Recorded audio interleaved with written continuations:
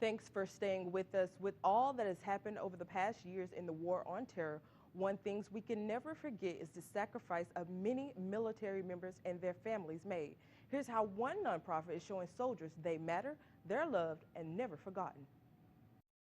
Trish Schallenberger was traveling in Dallas, awaiting her flight to her home, when an empty seat changed her life.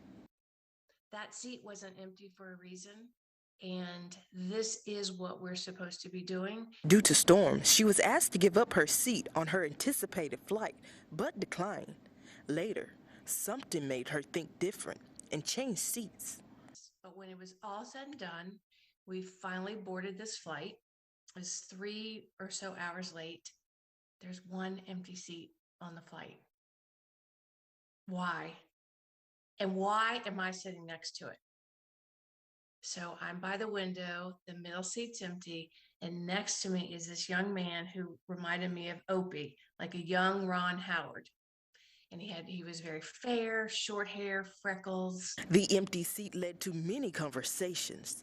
Schallenberger says she noticed something was off about the man's hands. So the tops were really sunburned, and the palms of his hands had these quarter-size whelps.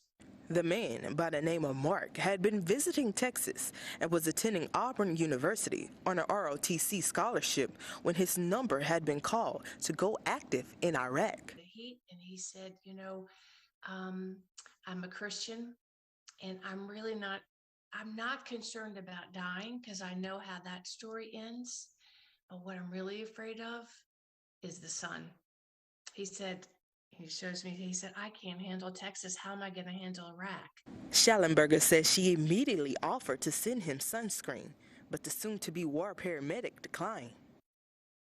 He says to me, I appreciate that, but I can't accept something from you knowing that not everyone's going to get a mail call. So on Thanksgiving of 2007, 177 soldiers received a mail call with sunscreen, hand cream, lip balm, and a special homemade card. And that was just the beginning of what the nonprofit A Soldier's Hand would become. It started with his hands. Wow. To me, and this was the next domino after the empty seat. And he said, you have to know that there are grown men here crying because they've never received a care package. They never received a note. And so they left Alabama in March, and now it's November, and they haven't received anything. Schallenberger says she was just a stranger making things happen. It felt special to uplift others because who doesn't want to feel loved or seen? Since 2007, the nonprofit has sent over 15,000 care packages, and now they're on a mission to send love to 50,000 soldiers in Germany. And so our goal is to send 50,000 letters to every single person that's over there. So we need people to write letters. So if people are willing to do that, they can go on our website, which is asoldiershands.org.